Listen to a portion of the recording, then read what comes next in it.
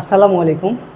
আজকে একটি গুরুত্বপূর্ণ টপিক নিয়ে আজকে আলোচনা করব, সেটা হচ্ছে সমাস। সমাস থেকে আমাদের প্রত্যেকবারই প্রশ্ন আসে, কিন্তু সমাস ডিফাইন করতে গেলে আমাদের একটু প্রবলেম হয়। সমাসের অংশগুলো আমরা চিনি না, বিশেষ করে ক্যাডেট পরীক্ষার্থীদের জন্য, চাকরি পরীক্ষার্থীদের জন্য এবং অ্যাডমিশন পরীক্ষার্থীদের জন্য সমাসটা খুব গুরুত্বপূর্ণ টপিক। বড়, বাট এর বেসিক কিছু অংশ আছে যেগুলো আমাদেরকে জানতে হবে, যে জায়গাগুলো থেকে পরীক্ষা প্রশ্ন আসে। ছোট ছোট বিষয়, কিন্তু আমরা ওইটা মনে রাখতে পারি না।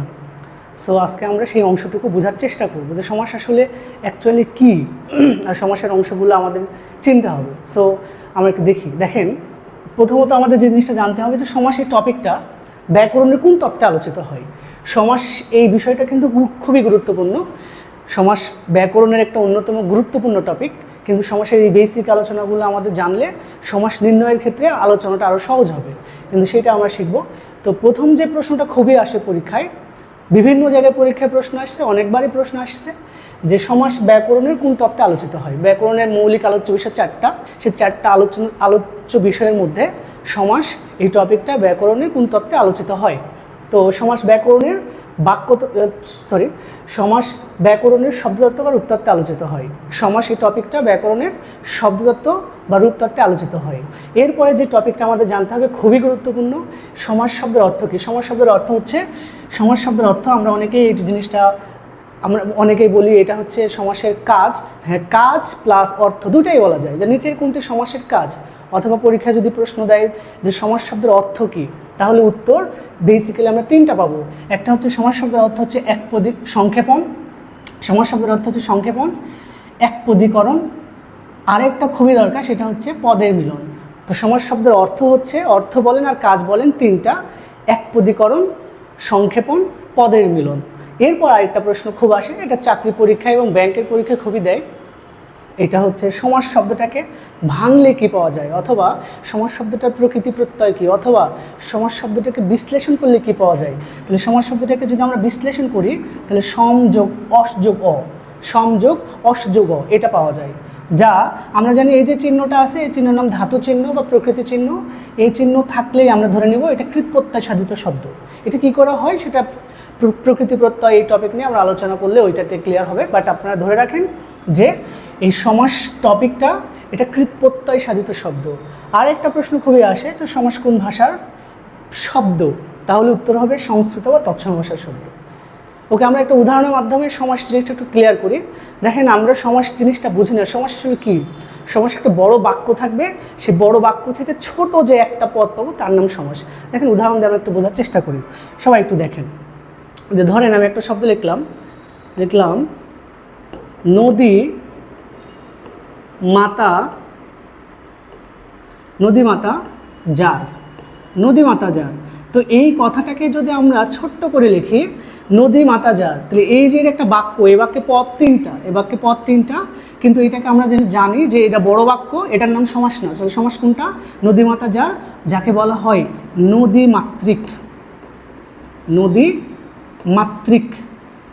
নদী মাতৃক, এইটার নাম সমাস। এই যে অংশটা যে আমি পাইলাম, সবাই খেয়াল করেন, এইটার নাম সমাস। এই অংশটা যে পাইলাম, এইটার নাম সমাস। ওকে, সমাস এই ব্যাস বাক্য থেকে, এটা এই যে বাক্যটা পাইলাম, এই বাক্য লম্বা যে বাক্যটা আছে, বড় যে বাক্য, সেই বাক্য থেকে যে ছোট্ট অংশটা পাইলাম তার নাম সমাস। এখন এই সমাসের অংশ মোট 5টা আমাদের পরীক্ষা আসে। সমাসের মোট অংশ কয়টি? 5টি কী আমাদের এটাই চিনতে হবে। তো আমরা একটু দেখি সমাসের 5টা অংশ কী, একটু খেয়াল করেন। দেখেন, এই যে বাক্যটা থেকে আমরা যে ছোট্ট অংশটা পাইলাম, এইটা ব্যাকরণবিদরা বলতেছে এইটার নাম হচ্ছে সমস্ত পদ। এইটার নাম সমস্ত পদ। খেয়াল করেন, যে অংশটা আমরা পাইলাম, ছোট্ট অংশটা পাইলাম, এর নাম সমস্ত পদ। কেন সমস্ত পদ বলা হচ্ছে? কারণ এখানে সমস্ত পদ 1, 2, 3, এই 3টা পদ এখানে এসে কী হয়েছে? যোগ হয়ে গেছে, বিধায় এটাকে সমস্ত পদ বলা হয়েছে। সমস্ত পদগুলো এখানে এসে যোগ হয়েছে, এর জন্য এটার নাম সমস্ত পদ। এখন এই সমস্ত পদ কিন্তু পদ একটাই, কারণ আমরা আগেই বলছি সমাস শব্দের অর্থ সংক্ষেপণ।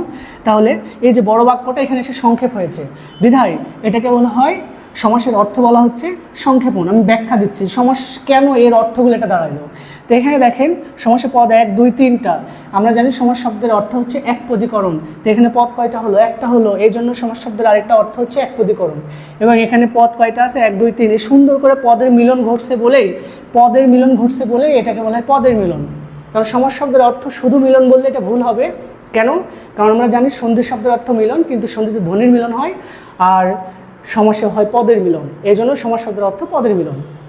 এখন খেয়াল করেন, আমরা বলতেছি পদ এখানে একটাই, কিন্তু অর্থের ভিত্তিতে এই যে নদী আছে, নদীর একটা অর্থ আছে মাতৃক শব্দের অর্থ হচ্ছে মা। নদী মানে নদী, আর মাতৃক শব্দের অর্থ মা। তো এই দুটো অংশে ভাগ করা যায়, সমস্ত পদ অর্থের ভিত্তিতে দুই ভাগে ভাগ করা যায়। এই যে পূর্বে যে অংশটা আছে এইটাকে বলা হয় পূর্বপদ, এটাকে বলা হয় পূর্বপদ। আর এই যে পরে যে অংশটা আছে এটাকে বলা হয় পরপদ, এটাকে বলা হয় পরপদ, বা এর আরেক নাম হচ্ছে উত্তরপদ। অনেকে আমরা এটা মাথায় রাখি না, পরের যে অংশটা আছে তাকে বলে পরপদ, আর এর আরেক নাম উত্তরপদ। এটাকে আরেকটা নাম দেখা যায়, সেটা হচ্ছে অন্তপদ বা শেষ পদ। তা আমাদের অত জানার দরকার নাই, আমাদের যেটা জানা দরকার যে পূর্বের অংশটাকে বলে পূর্বপদ, আর পরের অংশটাকে হলে পরপদ বা উত্তরপদ। এরপর যে বাক্যটা থেকে আমরা সমস্ত পদ পাইলাম, এই যে সমস্ত পদ পাইলাম যে বাক্য, সেই বাক্যের আছে তিনটা নাম আমাদের খুব জানা দরকার। যেমন এইটাকে বলা হয়, বাক্যটাকে বলা হয় ব্যাস বাক্য, এটাকে বলা হয় ব্যাস বাক্য। এর আরেক নাম, এটাকে বলা হয় বিগ্রহ বাক্য। অনেকে আমরা জানি না, যে নামটা আমাদের সবার আগে জানা উচিত ছিল, তার আরেকটা নাম হচ্ছে সমাস বাক্য। কারণ আমরা সমস্ত পদ পাচ্ছি যে অংশটা, ওটার নাম সমাস, তাহলে এই বাক্যটার নাম হবে সমাস বাক্য। এটা আমরা বুঝি না। তাহলে খেয়াল করেন, সমাসের যে বাক্যটা থেকে আমরা সমস্ত পদ পাচ্ছি তার তিনটা নাম। একটা হচ্ছে কি ব্যাস বাক্য, বিগ্রহ বাক্য, সমাস বাক্য। আর যে পদটা থেকে আমরা এই ব্যাস বাক্যে যে সকল পদ ব্যবহার করা হচ্ছে, এখানে পদ কয়টা? তিনটা। এই প্রত্যেকটা পদকে বলা হয় সমসমান পদ। ব্যাস বাক্যের বা বিগ্রহ বাক্যের প্রত্যেকটা পদকে বলা হয় সমসমান পদ। তাহলে সমস্যার অংশ আমরা বলছি 5টা। একটু খেয়াল করেন কোন 5টা, যে 5টা জানলে আপনাদের, কারণ এই 5টা দিয়েই আপনাকে সমাস ডিফাইন করতে হবে। যেহেতু সমাস হচ্ছে আধুনিক বই অনুসারে 4 প্রকার, অর্থের ভিত্তিতে বাংলা সমাসকে 4 ভাগে ভাগ করা হয়েছে।